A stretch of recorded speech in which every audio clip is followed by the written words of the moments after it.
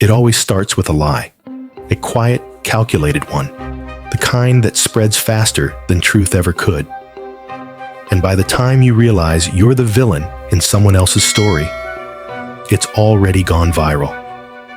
My name doesn't matter anymore. What matters is this: I was in love.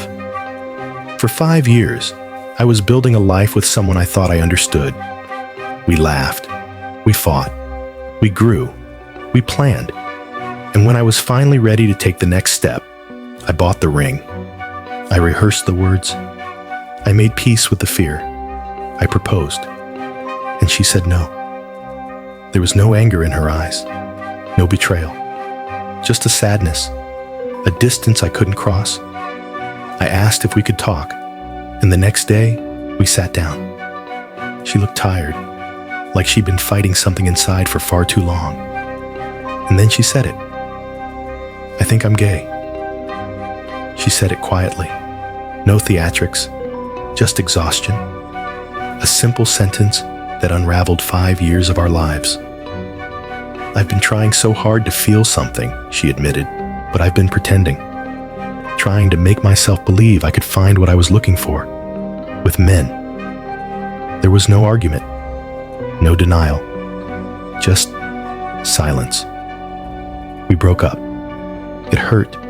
Of course it did, but I understood. And I respected her for being honest, even if it took 5 years, even if it broke something in both of us.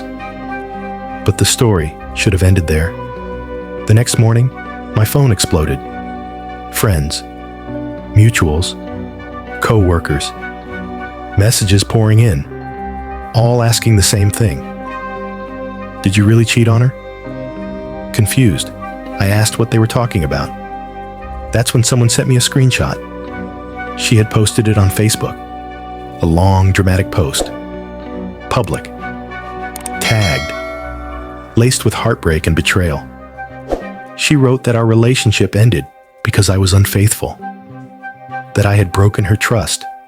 That I had made her feel invisible. She told the world I cheated on her.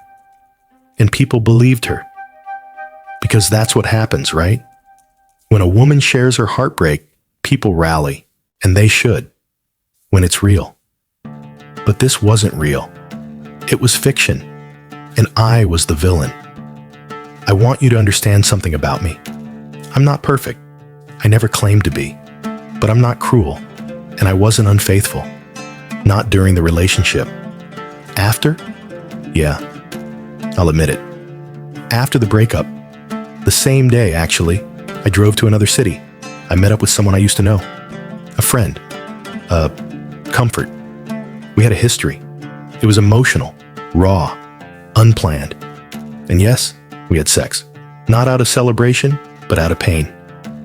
But it was after we broke up. That's not cheating. That's grieving. Still, it didn't matter. Because the post was already live, and the damage was done. People were calling me names. Some stopped responding altogether. Even my own family looked at me sideways. So I made a choice. I commented. Just one sentence. The real reason we broke up is because she's gay. That's it. No insults, no accusations, just the truth. And people didn't believe me. Not at first. Some even said I was gaslighting her, trying to deflect from my infidelity by inventing a lie about her sexuality. But then, she snapped. Publicly. She messaged me, screamed at me, accused me of outing her. And in that moment, the truth came out of her mouth louder than it ever had from mine. People saw it. They read the thread. They watched her meltdown. And they started asking questions. They started realizing. Some even apologized to me. But by then, it was already too late. The truth may clear your name, but it never erases the stain. I never wanted to out her. Let me say that clearly. I never wanted to be the reason someone was forced into the light before they were ready. But she lied. Publicly. Maliciously. And that lie was killing my reputation. my friendships, and my sense of reality. I had two options: take the hit and stay silent, or tell the truth. So I told the truth, and I've been asking myself every day since, was I right? I know what most people will say, that you should never out someone, that it's a personal journey, that her secret wasn't mine to share, and they're not wrong. But what about the other truth?